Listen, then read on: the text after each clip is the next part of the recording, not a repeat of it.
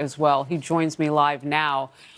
Congressman, what we just heard there was really a litany of reasons for why we almost have gotten to this spot so quickly. What are your top line thoughts on it? Yeah, my top line thoughts are, number one, why are we giving $6 billion to Iran when we know they funded Hamas, gave them weapons, prepared for this massive invasion into Israel? You know, I was at that kibbutz in southern Israel, across the border from Gaza. You were All there. the people I met were massacred. Yeah, everyone. Oh, my goodness. And the daycare center, seeing the children, and now seeing the pictures of children shot, beheaded, and burned. I mean, babies being burned. This is like ISIS. I mean, it really is like ISIS. I can understand Israel's sentiment to they want to take out Hamas in a big way, and that's going to happen in the next couple of days. They've already taken out their top leadership through military strikes, command and control. I think we have to look at these at some of these civilians in southern Gaza and how we can protect them from Hamas. But I think the big question here, quite honestly, is Hezbollah. The nightmare scenario has always been a two-front war where you have Hezbollah get engaged, 100,000 rockets with precision-guided weapons that could actually dominate and overpower the Iron Dome. That's a scenario we don't want to see. That's why we have a presence in the Eastern Mediterranean with the warships. And we also have 2,000 Marines combat ready to go just in case, as a show of deterrence to show to Hezbollah and the world and to Iran, do not escalate this. Congressman, I just wanted to point out, because you mentioned civilians in Gaza right now. We were working with Israel and still are, I would imagine. But Egypt and Jordan and Qatar could help these people. They could help the Palestinians on the ground there.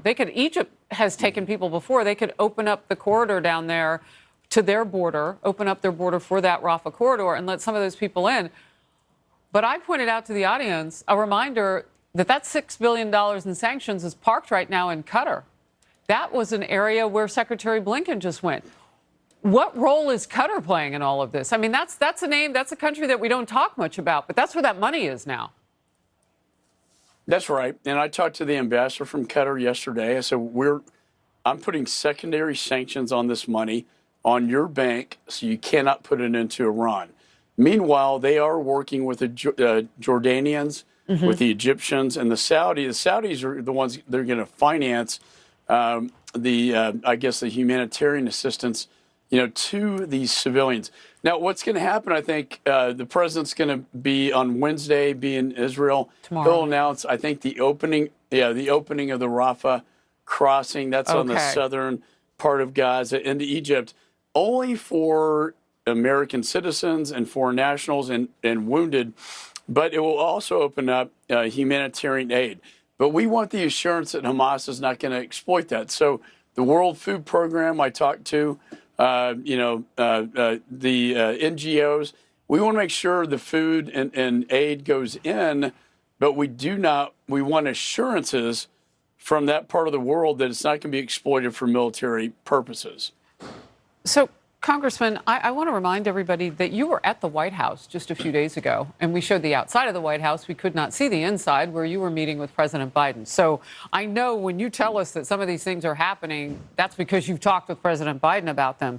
It's fabulous to get those people out and into Egypt, but what happens to the more than 2 million people left behind, 1.1 million particularly trying to make their way out of the north to safety now for Palestinians? And the reason I ask that is the longer they stay there, which is a terrific stall method and strategy for Hamas, not only will they kill their own people to keep them there, but it also keeps Israel from what it wants to do, because our government, I would imagine, and tell me if I'm wrong, has put some pressure on Israel. You got to wait till those civilians move out of the way. I don't know that we can do that. Like, those other countries have to make this happen now. Right. And I think you're right. The White House has stalled this to make sure that these civilians can go to the south. I know that there's like 3 phases to this military plan. One was knocking out command and control, very successful. 6 top Hamas officials killed.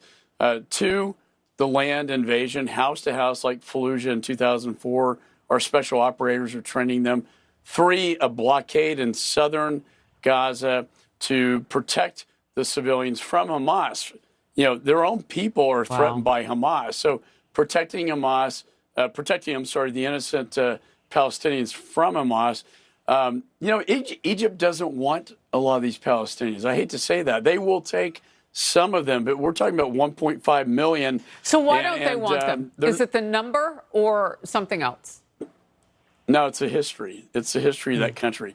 Remember, going back in time, they kicked the Palestinians out of Egypt into the Gaza. The Palestinians, then Hamas, in the jails became the Muslim Brotherhood, which then became Zawahiri, then Al Qaeda. That is the history of why they don't want Palestinians there, and I get that. But Egypt is working with us on this humanitarian project, and if we can put them in a safe place, get the humanitarian assistance there, fine. There is no plan to bring them into the United States, by the way. I just don't foresee that happening. Well, the concern is that anybody can come through that border. And, of course, it would be a monster ability to be able to make that trek here. But there are people coming from Senegal and West Africa, so anything is possible. But that is some of the conversation, if they should find their way here, or would we fly them here? And what you're saying is right now there's no plan for that. Congressman McCaul, always great to have you on the program. Thank you for sticking with me through the breaking news very much. Thanks, Harris. Thank you so much. Let's go because